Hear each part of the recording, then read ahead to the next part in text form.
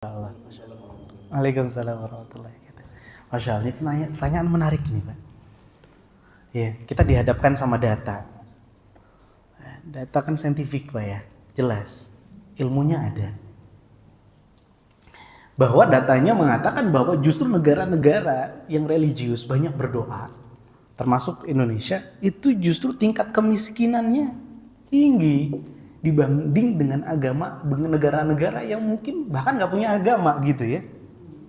Apa masalahnya ini Pak? Pejabatnya, pemerintahnya ini, atau bagaimana? Nah, Masya Allah, inilah bedanya seorang Muslim dengan non-Muslim. Muslim ketika melihat data, itu bukan hanya data saja yang dia lihat. Ya. Data salah satu indikator. Ya. Tadi ternyata di data itu indikatornya cuma satu, antara berdoa dengan tidak berdoa. Indonesia jumlah muslimnya berapa persen Pak? Dulu hampir 100% ya, 99 bahkan. Ya, turun mungkin sekarang tinggal 80-an, 80%. Sudah cek Dubai Pak, berapa persen muslimnya? Sudah cek ya Uni Emirat Arab situ Pak ya. Sudah cek mungkin ya Arab Saudi, berapa persen muslimnya? Ya. Sehingga tadi faktor tadi itu ya, apakah berkaitan atau tidak kan urutannya data baru jadi informasi kan begitu ya. Data kan belum jadi informasi, apalagi jadi knowledge, apalagi nanti tingkatan tertinggi jadi wisdom kan gitu urutannya. Data dulu, ketika data diolah dengan berbagai macam faktor, nanti akan menjadi informasi. Itu tingkatan berikutnya. Ya. Kalau datanya nggak lengkap, itu nanti akan jadi misinformasi, ya, hoax nantinya. Ya. Karena hoax itu kan artinya data yang nilai informasinya 0. Ya. Data itu bisa jadi hoax, padahal datanya jujur. Ya. Kenapa? Karena nilai informasinya 0. Nah, jadi harus banyak faktor, harus jujur dalam menyampaikan data tadi. Faktornya apa? Apakah hanya karena berdoa itu berpengaruh secara langsung? Nah, kemudian baru dari setelah informasi jadi knowledge, jadi ilmu pengetahuan. Oh, sudah jadi teori bahwa ternyata hubungan antara doa dengan kehidupan sehari-hari pengaruhnya seperti ini. Sudah masuk ke misalnya di kebahagiaan orang, Indonesia masuk menjadi salah satu negara yang, ya ini salah satu penelitian, ada risetnya, termasuk orang yang hidupnya paling bahagia. Betul Pak? Dari ini berdasarkan dari hubungan antar masyarakat. Masya Allah, Indonesia kuat sekali dibanding dengan beberapa kehidupan barat. Ya. Dari kasus-kasus, misalnya kasus bunuh diri, Jepang negara maju, sampai pemerintahnya pusing Mbak, menggelontorkan ada dana khusus untuk menghentikan. Ya, tadi tingkat stresnya tinggi. Kalau orang Indonesia tingkat stresnya kopi seduh secangkir santai selesai Pak.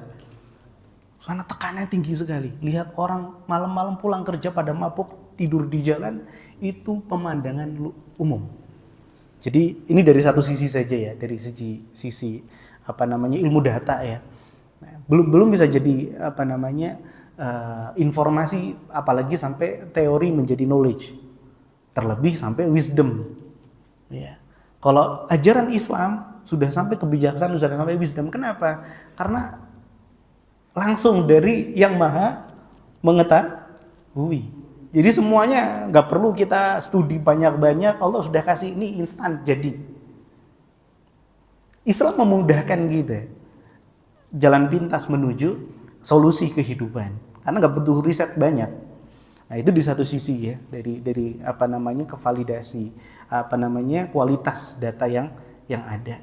Kedua, subhanallah, terkait dengan rizki, bahwasannya Allah Subhanahu wa taala, kata Nabi SAW, tidaklah satu makhluk pun di dunia ini meninggal kecuali Allah sudah kasih rizkinya dengan sempurna. Tidak mungkin kalau ternyata rizki yang dia miliki itu cuma seteguk air, namun dia belum dapat, Pak, belum dapat seteguk air itu nggak akan mati, Pak. Dia minum, klek, meninggal. Ternyata rizki terakhir dia adalah seteguk air. Kalau ternyata rizki dia adalah main futsal, satu ronde saja, nggak main futsal nggak bakal meninggal, Pak. Main futsal akhirnya meninggal. Ya rezeki terakhir dia itu macam-macam. Maka pesan Nabi Shallallahu Alaihi Wasallam, faajmilu fit talab, maka baik-baiklah cara dapatnya. Gimana baik-baik cara dapatnya?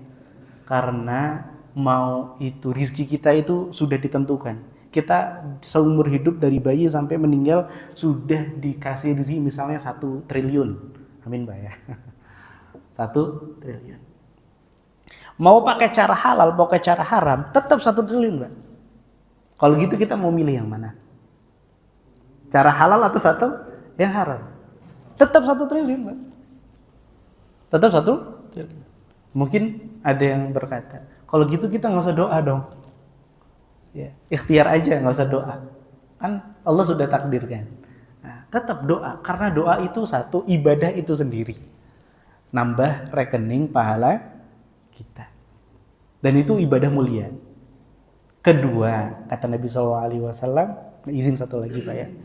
Yang kedua, bahwa Nabi SAW bersabda, "La yaruddul qadara illa doa." Tidak ada yang bisa mengubah takdir kecuali doa. Mungkin kita agak bingung nih, maksudnya gimana?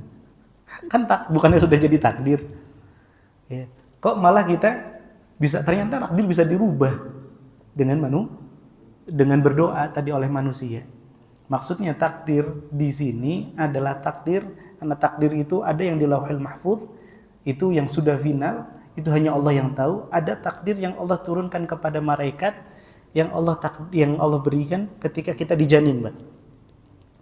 Nah, dia bakal jadi orang senang atau orang sengsara. Itu bisa dirubah dengan doa. Tapi kalau kita perhatikan, nah doanya juga dengan kita doa itu kan sudah ditakdirkan oleh Allah. Nih pada hari Sabtu nanti Agil bakal doa mengubah takdirnya. Doa juga pun dengan takdir Allah. Maka bahagialah kita ketika kita tahu kita sedang mengubah takdir kita dengan doa. Berarti Allah takdirkan kita. Cerdasnya para sahabat ketika tahu hadits ini, langsung Umar radhiyallahu taala anhu berdoa, "Ya Allah, kalau seandainya Engkau jadikan aku penghuni neraka, ubah takdirku ya Allah. Jadikan aku penghuni surga. Kalau Engkau takdirkan aku menjadi penghuni surga, tetapkan takdirku ya Allah." Itu doa pertama yang diucapkan oleh kalau kita apa? Ya Allah, kalau saya ditakdirkan miskin.